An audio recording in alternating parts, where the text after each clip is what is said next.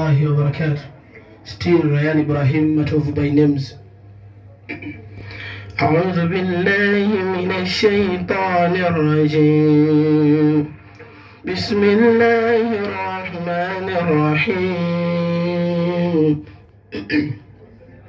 لا أقسم بيوم القيامة ولا أقسم بالنفس اللوامة أيحسب الإنسان أن لن نجمع عظامه بلى قادرين على أن نسوي بنانه بل يريد الإنسان ليفجر أمامه يسأل أيان يوم القيامة فإذا برق البصر. 4.1 Assalamu alaikum wa rahmatullahi wa barakatuh. Today is Sunday, 27th July 2025, and I'm Senyonga Lukman to give you the Bilal news.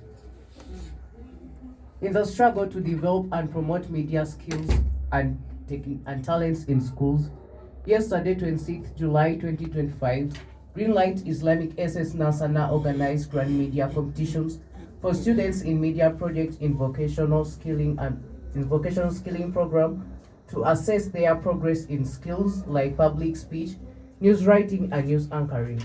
This event was attended to by notable Ugandan media personalities led by Mr. Anwal Katamba from NTV, Mr. Dick Mivule from Radio Simba, and Mr. Hasif Sechiwunga from BBS Terefina, among others. Let's have it in details from Firdaus Balaka, who attended this function. It has been a bright Saturday where Greenlight Islamic Secondary School Nansana receives special guests from different Uganda media houses. Led by the senior Dick Mvula from Radio Simba, Anwal Katamba from NTV Uganda, among others, Hasif Sechiwonga from BBS Telefine. The major aim of this event was to assess the progress of learners in media project in the struggle to promote vocational skilling in schools. Students were smartly dressed in their school uniforms ready for competitions where several groups presented in English and Luganda. Mr. Degvule, who was the chief judge, encouraged learners to be more creative and have passion upon what they are doing, to be more creative and to become future better media personnel in future. Mr. Anwal Katamba and Hasif Sechiwunga thanked the school administration for promoting vocational skilling among its learners. They also emphasized learners to keep practicing and utilizing the special media in productive purposes in order to become responsible citizens in future. The head teacher thanked Global Institute Makerere and Gliss Media for working tirelessly to develop learners' talents, skills, and abilities. He also promised to always support them in order to model responsible citizens in future. At the end, learners were awarded certificates and the best groups received prizes from the school administration. I remain Firdaus Balaka, Bilal FM. Thank you so much, Firdaus Balaka. I would also like to invite Elder Mariam Kakuma to give us a note of the day. Quote of the day. The greatest right of the child is to upbring him according to the Islamic teachings, to the Quran and to the Sunnah, so that you ensure that he is religiously committed, he has the best of moral conduct, that you cater for his bringing spiritually. Therefore, dear parents, where you are, try to upbring the students to the right path in order to bring them better future. Nazamariam Kakuma is my name. Thank you so much, Nazamariam Kakuma. Let's have a break. Stay tuned on 94.1 Bilal FM. That he confiscated my phone. Really, a phone? But don't your dad care about Jenny's rights? He does, but I don't know what happened to him nowadays. But I think he's right. I think they have to listen to us. Yeah, but the only thing I just got, he found me watching TikTok. Only TikTok. Now what are you going to do? Now, I'm going to decide like this. For now, I'm going to go and steal money such that I can get money and replace my phone. But dear parents, listen to the students in order to bring the bright future. Thank you.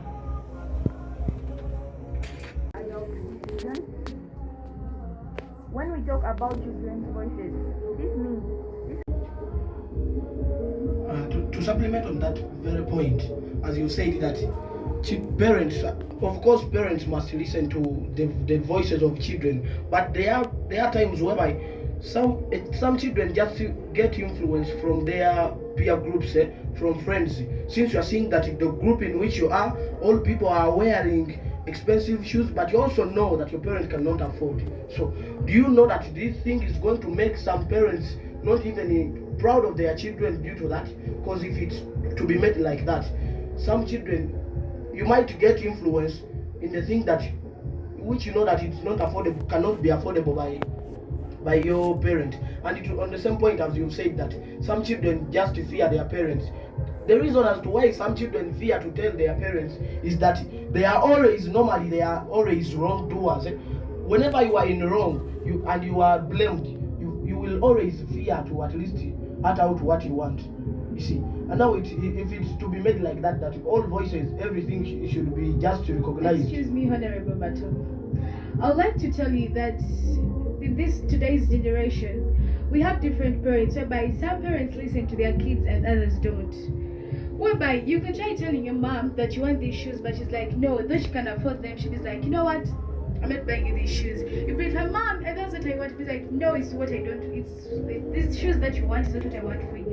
So you're not going to tell me that, like most times when your parent is harsh on you, like talking rudely to you, oh my God, catch this food and eat, hurry up, I don't have time. Sometimes you feel that gap, that love is lacking. So you cannot tell me that all the time you're going to tell your parent that I want this, I want that, because some of us, we fear our parents, because some of them are tough, they don't have time for us, they keep on using harsh words, they're always rude to us. So you're not going to tell me, no, our parents cannot make a wrong decision. Assume it's a visitation day and you tell your parent, I like ice cream for 2K. Your parent doesn't have money to go for transport. Now you like your parent to give you 2K, and in case that those 2K, those shillings help her go back home. You think she will do that in case to upbring your rates? She will have at least give you 500. The friends telling them, for me in holiday I'm going to Freedom City to enjoy, to enjoy. but She will keep her happy. There you're respecting the voice. do you know Then that, for you also, as you have said, your responsibility as a parent, you're supposed to look for means how to fulfill the child's promise. Remember, a promise is a date. yes, do you know, like some of us, the kids, like your mom promises you that during the holidays, like I'll take you for outing. You know, even as kids, we get tired of being promised so they cannot fulfill. Like all the time, your mom tells you that during holidays I'll do this, I'll do that. You keep on reminding her, Mom, you say that during holidays you're going to do this. And your mom is like, yeah, next time. Even as kids, we get fed up of next time. We ask the mom all the time, you're always saying next time. When is that next time coming? Some of us, we get tired of those empty promises that they cannot fulfill. It's better you tell me I can't afford it, and I know that, oh my God. Let's leave and at least request for something without even focusing on the peer pressure, because you might see when all your fellows have and you say, why am I the only one who is not having? And imagine, remember, these parents know you better than you do. You see, they will know. Even if you are requesting for something to eat, like ice cream, but the parent will know that at least you have a certain disease that will not allow you, you will not be at least told, you see. And you will, of course, you will feel not okay with it. Yet the parent knows what exactly she needs to do. On the supplementing on Ryan's point, yeah. Even at that point, you reach an extent even forcing the parent to speak some things not supposed to tell us. They might tell you now, like he has talked of the disease. There are kind of diseases that they don't need to be taught to the children, and they will be taking you. They always just say they're taking you for medical checkup. medical checkup. For every month you are going for medical checkup. Excuse me, Honorable Kamya. Like, which kind of disease can, like, at least move you from eating ice cream? There are children who are having allergies. There are children having problems with their teeth. They are having problems with their teeth, whereby she might at first time, the last time she took the ice, like you had a toothache, but at that time of the toothache, for you are yearning for ice cream.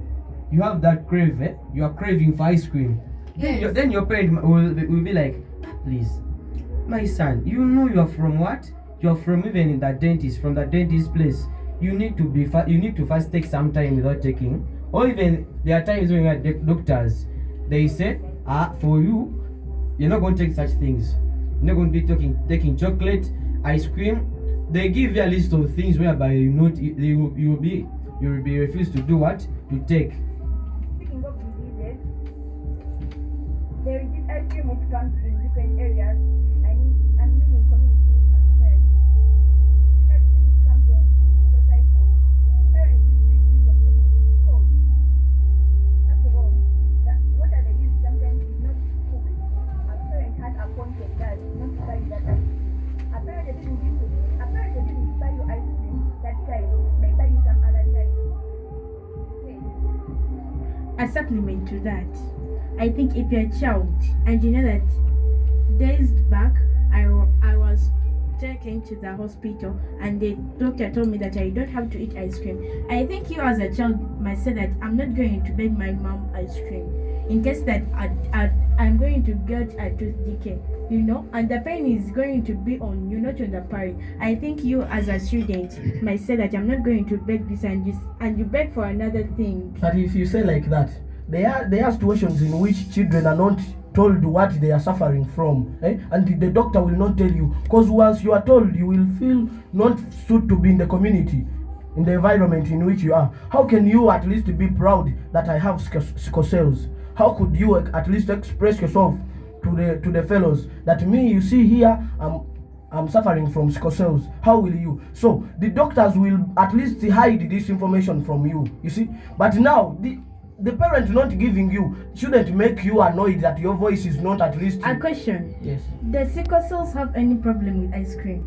No, I'm not. Leave alone ice cream. You shouldn't just look just nearer, but at least focus on other things. You see. Okay, give me that example that sickle cell diseases, as you say, it's the example of the disease. That a sickle cell disease cannot enjoy this to eat. You see, and like someone suffering from sickle cells can be at least restricted from eating oily things. But as you are in public with fellows, you will see at least they are enjoying, and you will at least also admire. You will request your parent. Yet the parent knows that you are suffering from what? From sickle cells, and will not allow you to do what? And will not buy it for you. Don't have that mind in your head that at least she doesn't want to at least cater for your voice. I think when you are at school, a parent must tell you that your problem in order to do not cross those limits that can cause you like get tough. Yes, adding on Nazra's supplement, you cannot tell me that like a grown-up child like I am in secondary. You cannot tell me that like I have asthma and you're a parent, you don't have to tell me. So you have to tell me so that I can get caution and be like, you know what? If it's rainy season, I'm not supposed to go in the rain because my mom told me like I have asthma. So you're not going to tell me that a parent has to hide this thing from the child. You're supposed to tell it to your child so that your child says, you know what, I have this disease, I have to do this and I have to not do that, the does and the don'ts to prevent my disease from worsening. I don't really think a parent must tell his or her child that you have this disease. Excuse me. I, Nazra, say that I am in school. I have to take care of myself. A parent must tell me that disease which I have in order to take care of myself. No. Because a parent is not going to be there to tell me that don't do this. I'm at school. Listen, if a parent tells you his or your disease one time, he'll tell you that the disease, you'll get traumatized. Let's say that this is so so bad. You become traumatized to do something. But you know what? It's better for the child to know the disease that he or she is suffering so that you can take caution. Because if I know that I'm suffering from asthma, I'll go in the rain and my condition will worsen. But if my mom tells me that you have asthma, I can be like, whenever it rains, I need to put on sweaters, I need to go to bed and cover myself. That's true, because a parent is not going to be there at school and tell you. No, it's like this. Let's not consider only you who can cater for yourself. But imagine, consider that child who is still young and cannot consider that as a point. You see, you can tell her, imagine someone in just primary 2, when you tell her that, young girl, that you have AIDS, you're suffering from AIDS. How will she be able to be proud of herself? Imagine telling your fellows that. I think Leave alone those in secondary. Leave alone those in secondary. The meaning of the You word see, AIDS. let us talk of that. You see, imagine it's like that. It has been like that. That each parent must tell the child what she is suffering from. But at least to consider those children who are at least young and they can't consider that as a point. For you, you are at least able to at least express yourself. You can at least hide some secret information for yourself. But consider those who cannot, who are young and they can't take it as a point. Honorable Ryan. Let's hear from Honorable Kamia. On that supplement, on Ryan's point. On that supplement, on Ryan's point, yeah, I support him because there are times if they tell you that, like he has given an example of a P2 child. Remember, these children in primary are taught of the AIDS. The AIDS are they give them It's you to say that, you know what, I have asthma. Let me tell you, a young child Thank you so much. A young child can know that I have asthma. Thank you so much. We are still on today's themes. Children's voices, children's rights, our collective responsibilities. Let's hear from Najra Mariam Kakoma. That matron will not give you the care. Excuse me, Let's I have know order, that. please. Let's have order, please. Let's listen to one at a go. Excuse me, I know that he's not your parent, but I think some of the parents are more careful to their children that they are going to pay the matron in order to take a good care to them. Excuse me, even if you pay me, when I'm not your parent, I won't give you that care that I can give to my own child. Honorable Lukman, let me tell you, see, when our parents bring us at school, they leave us in the caring of the medical kind of stuff. And they have, when I'm at school, a person who has a full right on me, it's the staff, like the administration, not my parent, because my parent is not with me, but it's the matrons and the teachers and the other staff. Excuse me, Honorable Balaka. I guess the man is right. Because As the person I gave all the responsibilities on my children, I'll ask you that why is my child looking like this? Okay, now, Yet I beg okay, you. all of you, thank you for your views, but I have a situation whereby in the village life, rural areas, the rural areas. Remember, even those people when they are paying school fees, they say that it is 5K, 10,000. Now you've talked to the matrons being given the responsibility to look after you when you are there. Remember, even there are times where those parents fail even to pay the school fees. Where will they get the money to pay the patron to look after you who is at school? No, it's not about paying the matrons, because when I'm at school, it's the administration that has the full right over me. So you cannot tell me that you're going to take your child at school and you come back when your child is so thin, so slim, because... Excuse me, Honorable Balaka. How can the headmaster go away from his office? He has to run the school. No, but he has the to plan for the headmaster- school. How can he go to the dormitory to monitor whether this boy suffering from asthma is putting on the what?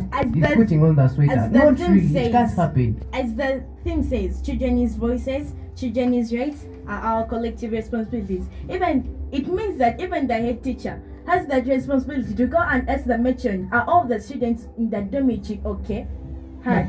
But still on that very point, since the theme is that the voices of the children must be listened to, still a parent giving you to the school administration to cater for you is still recognizing your voice. You see, is still recognizing your voice. So don't divert us to take us so far like that of matrons and what.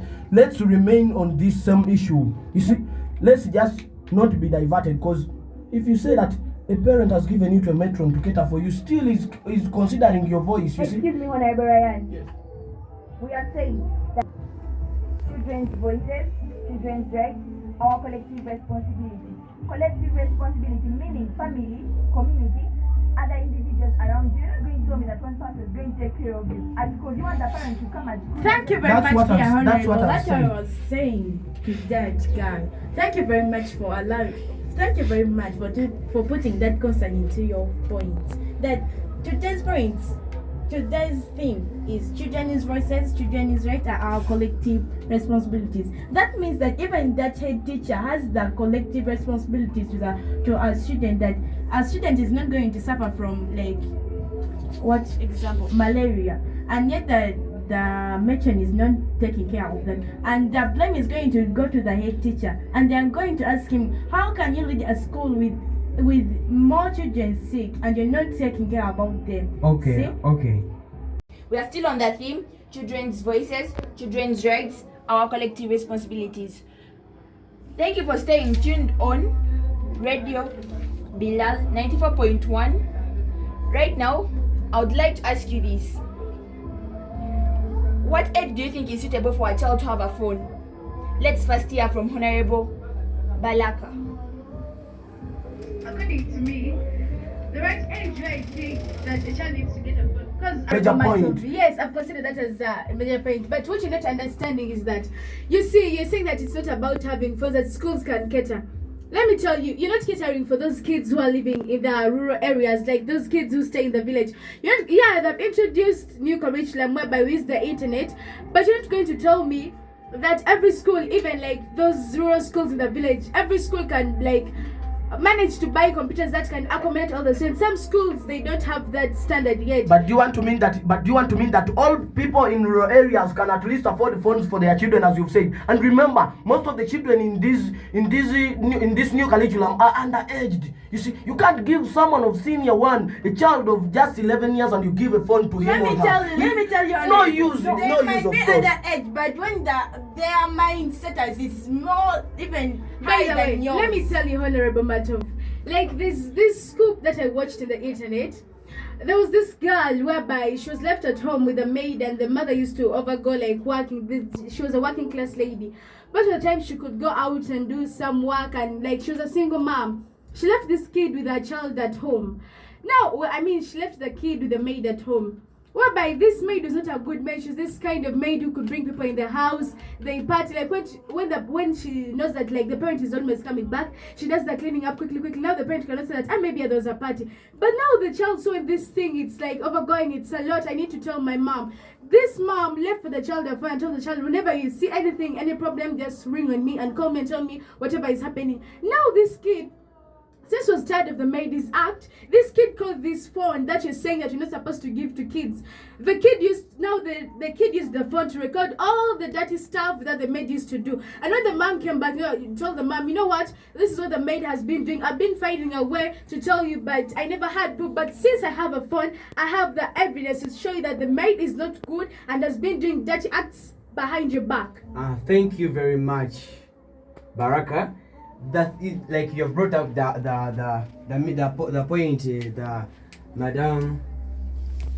Madam Reid has brought. Now, I told you at first. Now the parent has filled her responsibility, right? That the responsibility is filled. Now even the child is using the phone. Now they responded to her what? To her voice. Now, like I told you to give that person the child the phone, you give out the layout, how she's going to use it, how now, like you have said. Now I would like to know the age of that child that you saw.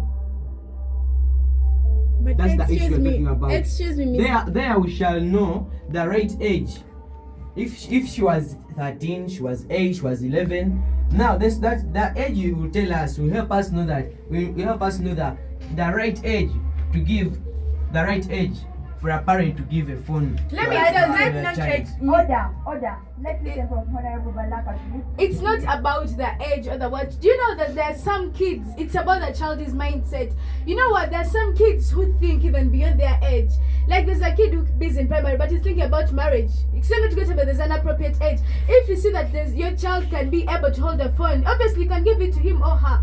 and that's what we are still. That's what this talk is stuck about. Because when you consider all those, if you, as you've said, that first monitor the child before listening to the voice. You see, as you've said, now if it's not like that, as if a child just requests you just to give. Now, if we are to consider that, meaning that we shall at least first listen to the children, to first monitor, and you see at what age am I supposed to give a child a phone, and it's the parent to decide. Now, when a parent denies you a phone, don't at least have that poor mind that the parent doesn't want to listen to my voice. Excuse me, he's just neglecting me. Excuse me, can you Honorable please excuse Madogo, me? let's give chance to Nazra Mariam.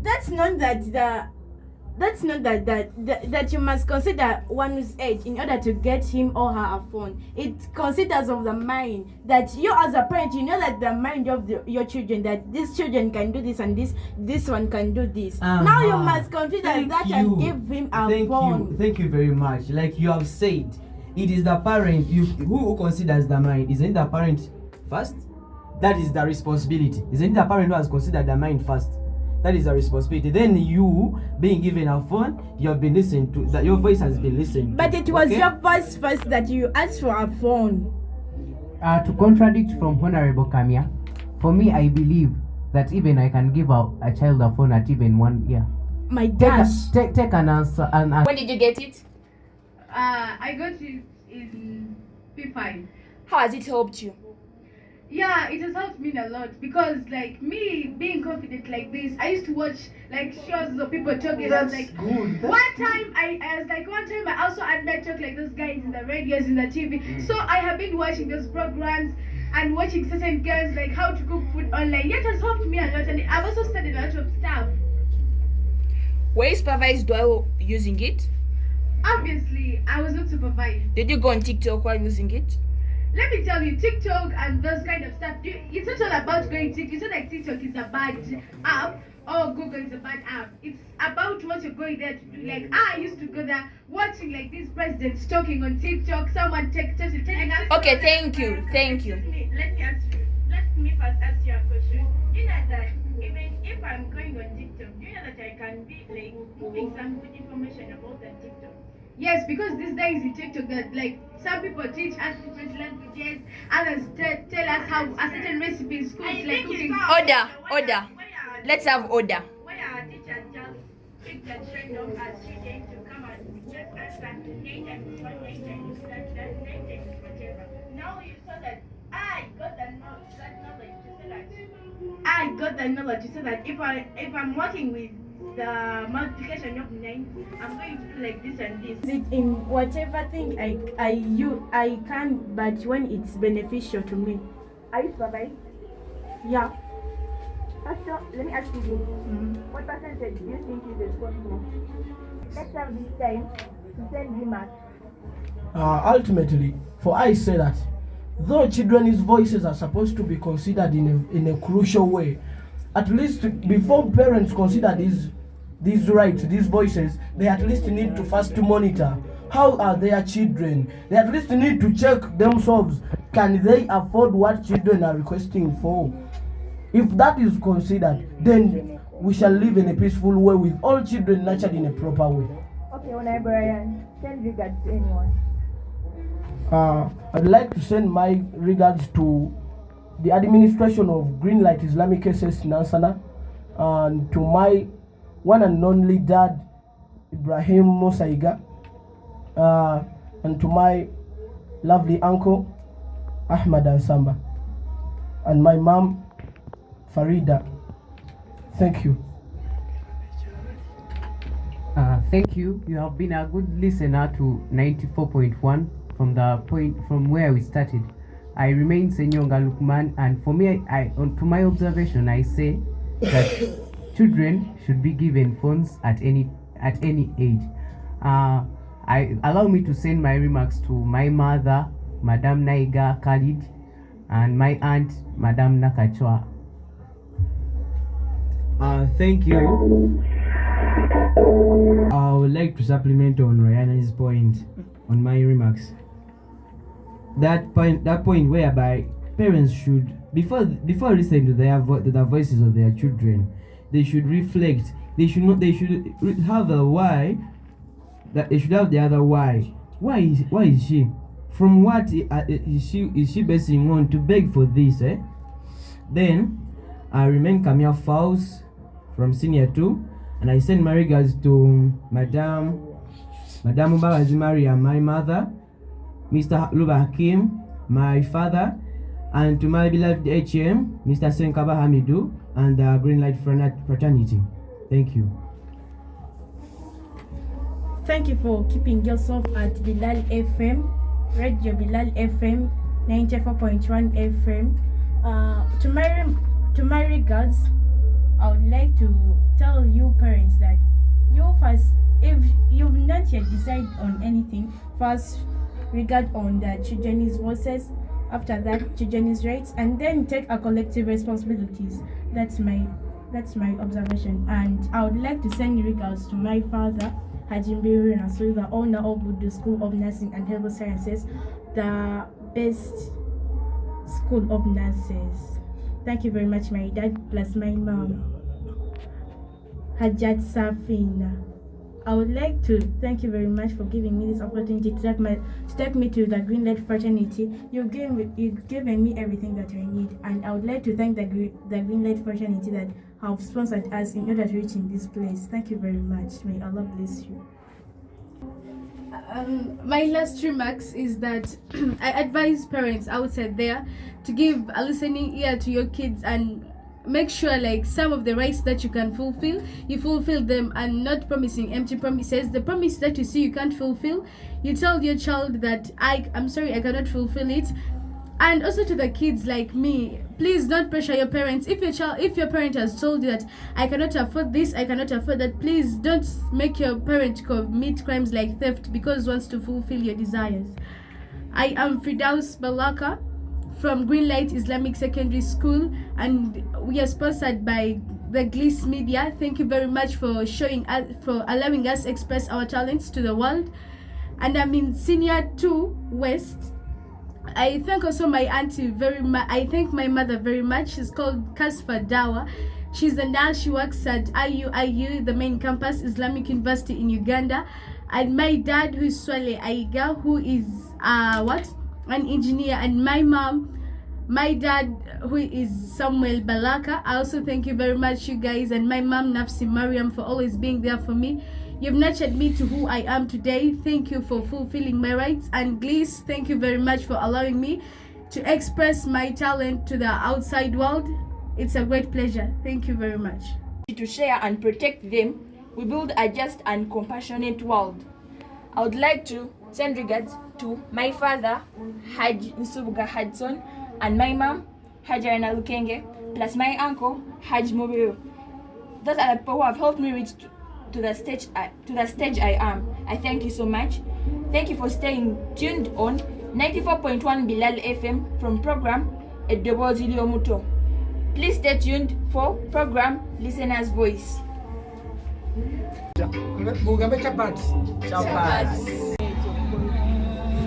Chuma siche